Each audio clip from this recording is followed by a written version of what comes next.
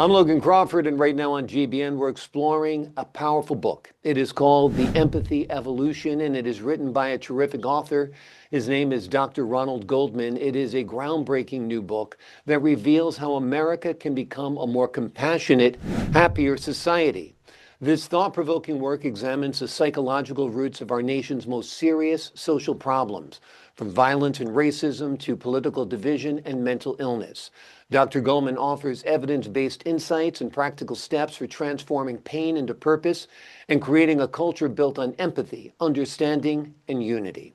We're delighted to have this very talented author join us here today. We thank the team at Atticus Publishing for helping us put him on TV today, and we ask viewers like you to support authors like him by subscribing to our channel and by purchasing his amazing book. The links are below this interview. Doctor, thank you so much for joining us here today. Very glad to be with you.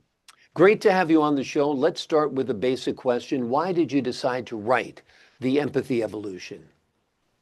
I want to help improve American happiness, quality of life, and well-being for our families, friends, and society. The World Happiness Report of 2024, a global survey of citizens in more than 140 countries, ranks the United States 23rd. When it comes to happiness, quality of life, well-being, and related factors, American life, compared to other countries, has deficiencies. This requires our attention. Americans consider the most important problems to be the high cost of living, the economy, and the government. Children's behavior and the way they are raised is mentioned by only 1% of respondents to a national survey about our problems. To improve our quality of life, a new approach is needed. This includes an open-minded, detailed examination of what is lacking. Prevention of our problems is almost always ignored. My book's subtitle, Preventing Violence, Racism, Political Corruption, and Mental Illness by Creating More Caring People, that really says a lot about what the book is about. It explores the origins of these problems, often related to the way children are raised, that result in common early traumas. We need to do three things. First, we need to learn from our personal and collective histories. Second, we need to examine how they are connected with existing conditions. Third, we need to create a new approach for making better childcare choices with better results. We also need to break repeating cycles of our personal and social problems and explore how to increase our compassion and love. With 500 references, the Empathy Evolution supports questioning cultural assumptions, improving families' future quality of life, and increasing empathy. Yeah. What are the related effects of trauma? Trauma is the psychological result of an extreme adverse experience or repeated adverse experiences.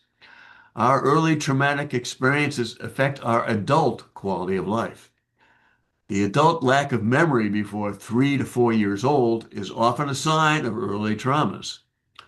Surviving trauma typically involves unconsciously keeping very painful memories and feelings from awareness and refusing to acknowledge certain aspects of experience that may be emotionally disturbing. There is little awareness of the epidemic effects of early traumas on individuals and society. Traumatized people often have difficulty noticing and expressing their feelings. This inhibits their empathy and ability to connect with others. Consequently, early traumas also have adverse effects on relationships, particularly the primary relationship between the mother and her child.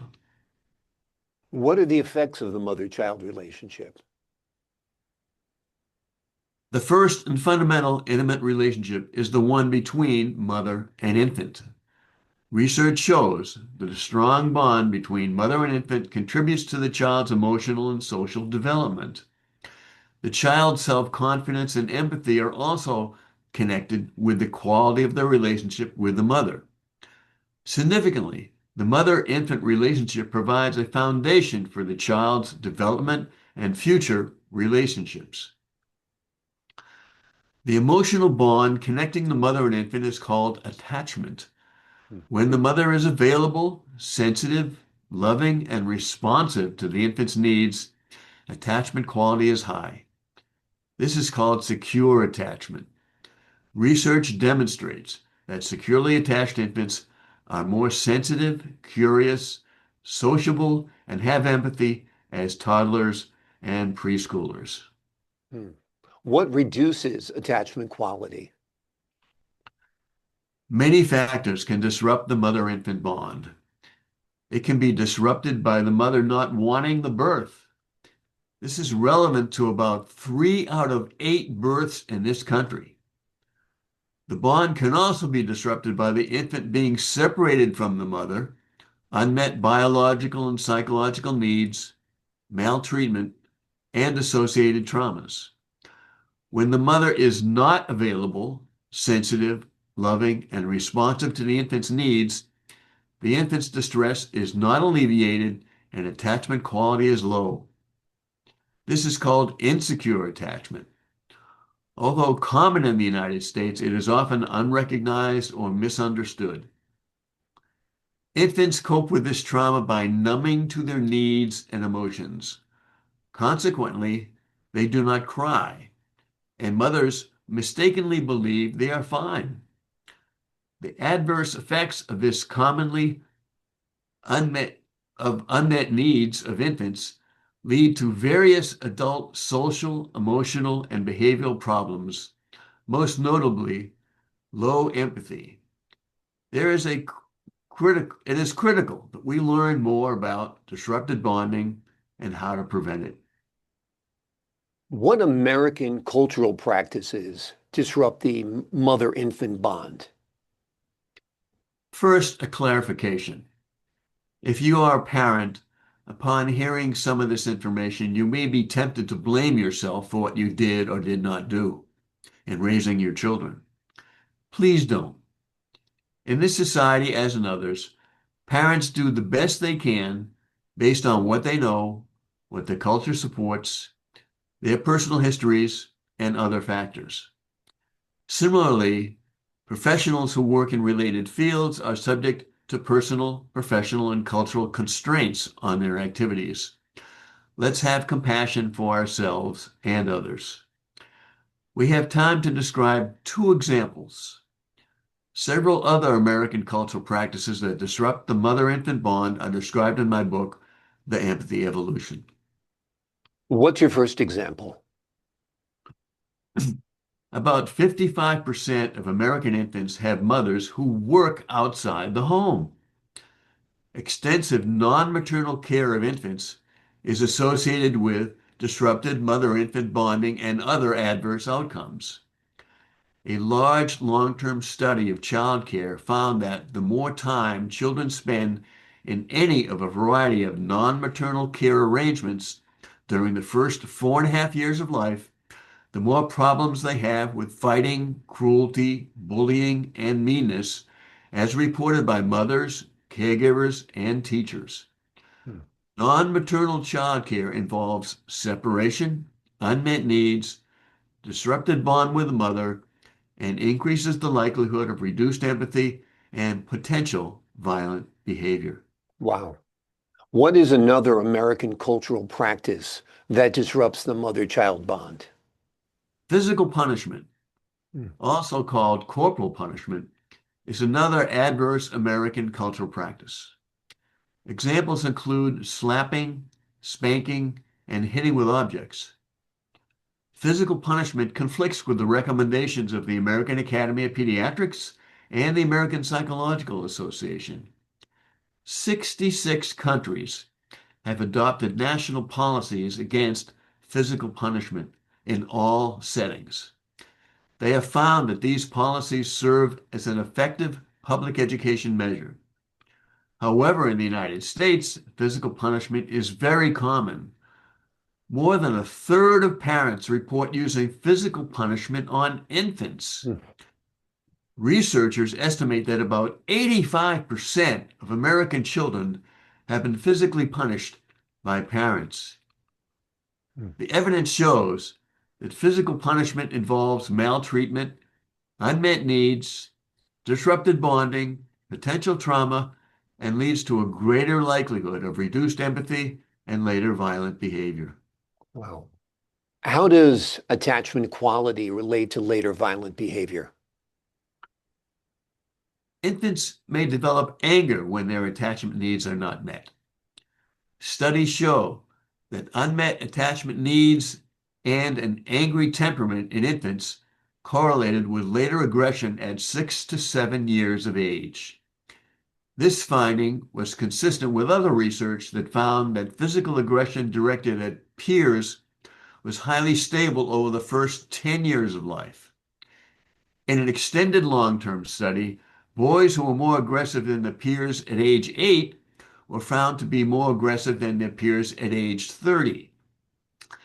Based on this research, the seeds of anger, aggression, and violence are planted as early as infancy and associated with low attachment quality. In a study of preschool aggression, French children acted aggressively 1% of the time. American children did so 29% of the time. Not surprisingly, our rate of homicides per 100,000 people is about 7 times the rate of some European countries. Hmm. A researcher reported that it was possible to predict the peaceful or violent tendencies of 39 out of 49 tribal cultures, that's 80% accuracy, from a single measure of mother-infant bonding. Continuous baby carrying on the mother's body throughout the day for the first year of life. When the infant is not permitted to bond with the mother by being in contact with her body, the likelihood of violence increases and empathy decreases. Amazing. What perpetrates, or perpetuates, I should say, American cultural practices that contribute to violence? American childcare practices are based on supposedly rational factors because Americans, men more than women, tend to value the intellect over the emotions. This preference is consistent with our general difficulty in being aware of and expressing feelings. When we don't feel, our thinking is affected. Suppressed feelings lead to false beliefs. If we could feel more, our empathy for infants and young children would motivate changing our cultural practices. Also, because cultural practices are common, we assume they must be acceptable and correct for the child. In addition, some parents believe that denying satisfaction of children's needs teaches them independence, makes children less needy, or avoids spoiling our children. There is no evidence to support these beliefs. As stated, when we don't feel, our thinking is affected. Absolutely. What can prospective parents do? My book, The Empathy Evolution, describes various recommendations connected with childcare to improve our quality of life and reduce violence and other national problems such as racism, political corruption, and mental illness. These recommendations are consistent with our neglected instincts.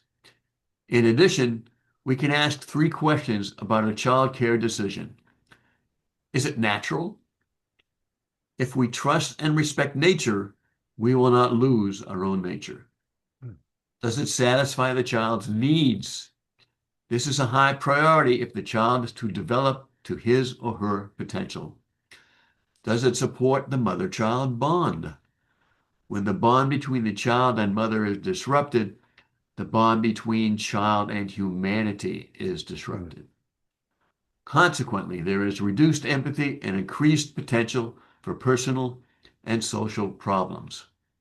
Of course, support from the father, relatives, and friends is important, but as stated earlier, from the child's perspective, the mother-child relationship is primary, and its quality cannot be duplicated. What can our culture do to support improving our quality of life? We must provide cultural support to help meet the needs of mothers and families for them to be able to implement these changes. A good place to start would be to improve our maternal leave policies, which are by far the worst of any developed country. Specifically, our national government requires employers to provide at least 12 weeks of unpaid leave. By comparison, several European countries offer 1 year of paid leave, and a few provide 3 years of paid leave. The United States is one of only 3 countries in the world that provide only unpaid leave. Other forms of cultural support would include more and improved parenting and child development education, and making fulfillment of children's needs a higher priority. Caring for children is a collective responsibility. If we are going to improve our quality of life, we must reduce trauma, maltreatment, separation, unmet needs, and resulting disrupted bonding starting at birth. Much of this information has been suppressed and ignored for decades. People can help change things and make a difference by communicating with others and offering social support to family and friends who may have children in the future. My website at ronaldgoldmanphd.com has additional information. With love and commitment, let's advocate for changing our beliefs and practices to better serve children, and we will help create a more peaceful and empathetic society. Wonderful, wonderful insight, wonderful information. This book is a must-read, folks. The name of the book is The Empathy Evolution. It is written by Dr. Ronald Goldman. It is a must-read for anyone who believes in a kinder, more united America and mother and child bonds that are held sacred and valued by our culture. Doctor, thank you so much for joining us here today. Again, I'm very glad to have the opportunity to join you too. I appreciate your time, your insight, and the wonderful work on this groundbreaking book. To the folks at home, I'm Logan Crawford for the Global Book Network. So long for now.